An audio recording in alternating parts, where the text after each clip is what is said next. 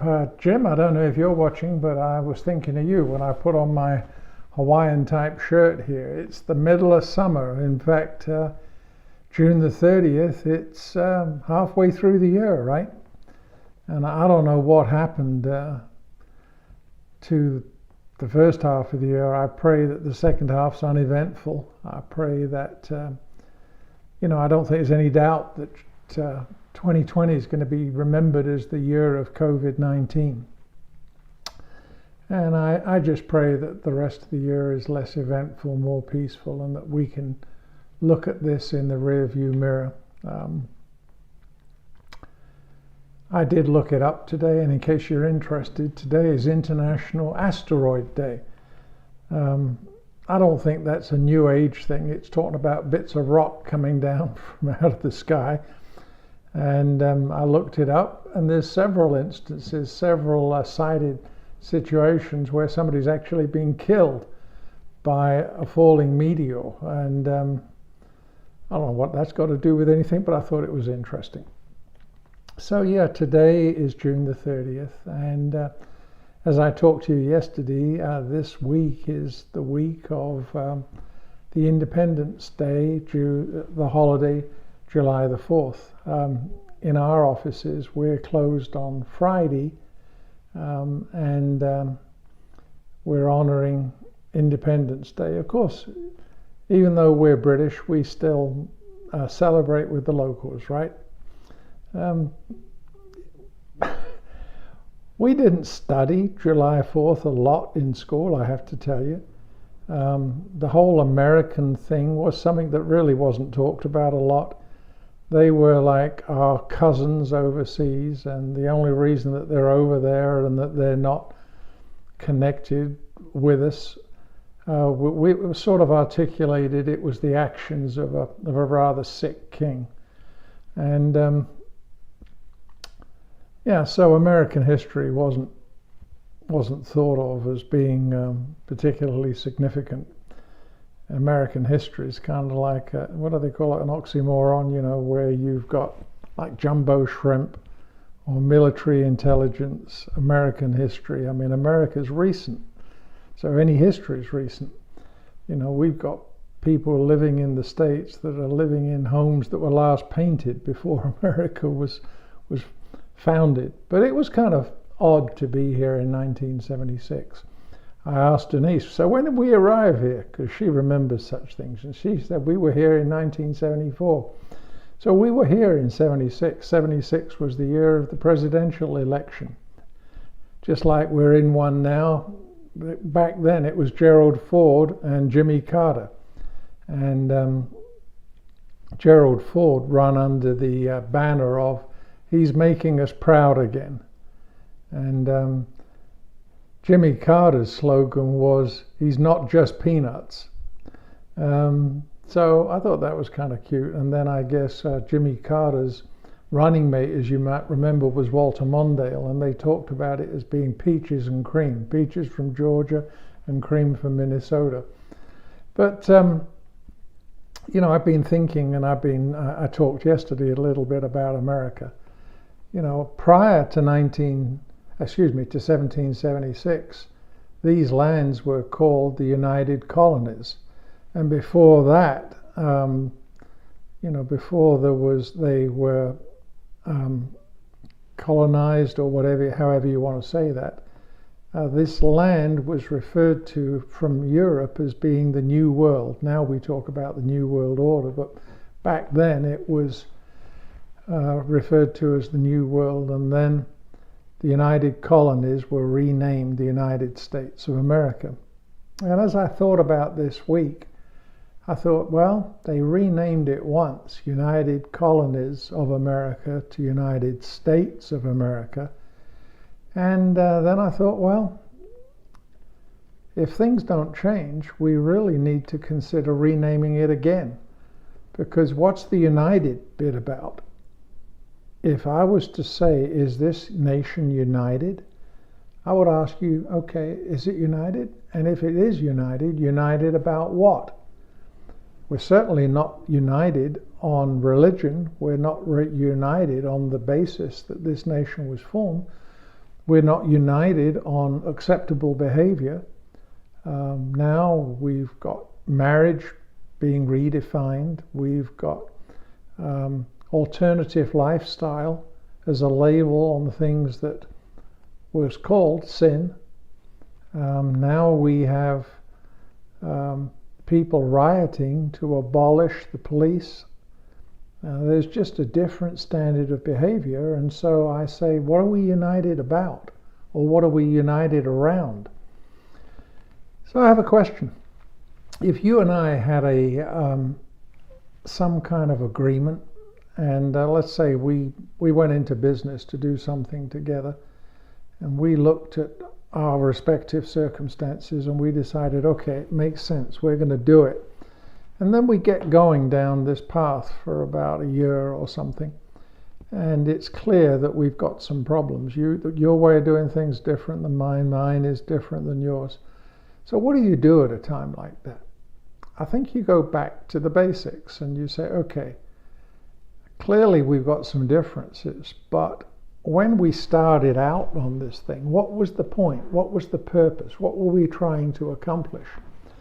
So I think that's what we have to do in a time of national discord. And if you doubt we're in a time of national discord, I don't know what TV channel you're watching. But I want to go back and say, well, what was this nation formed about? What was it there? What was the foundation of it? And I read some of that to you yesterday. I want to read a little more to you about what some of those leaders from the past said. John Quincy Adams, the second president, speaking of the Declaration of Independence. From the time of the Declaration of Independence, the American people were bound by the laws of God and by the laws of the gospel of Jesus Christ, which they all acknowledged as the root of their conduct. We all came together to obey the word of God. Wow, what a statement by the second president of the United States. Can you imagine that statement being made today? So let's listen to George Washington in his farewell address. It says, do not let anyone claim tribute of American patriotism if they attempt to remove religion from politics. And that's what we're doing here in America today. We're attempting to remove religion from politics. And George Washington said, don't let anyone claim to be an American patriot if they do that. Then how about Patrick Henry? It cannot be emphasized too strongly or too often that this great nation was founded not by religionists, but by Christians, not on religion, but on the gospel of Jesus Christ. Wow.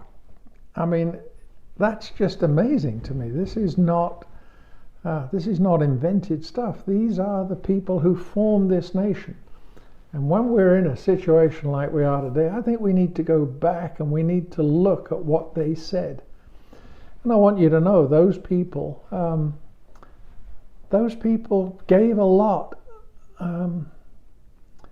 I told you we were here in 1976, and it was kind of odd to be here as English at the time, because there was the American good guys and the English bad guys, and here's the two English people with their two little boys fresh off the boat or the plane.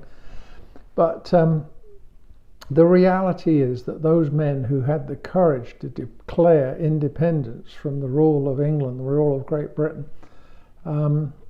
they were men of courage. It wasn't simple, it wasn't easy, it wasn't casual.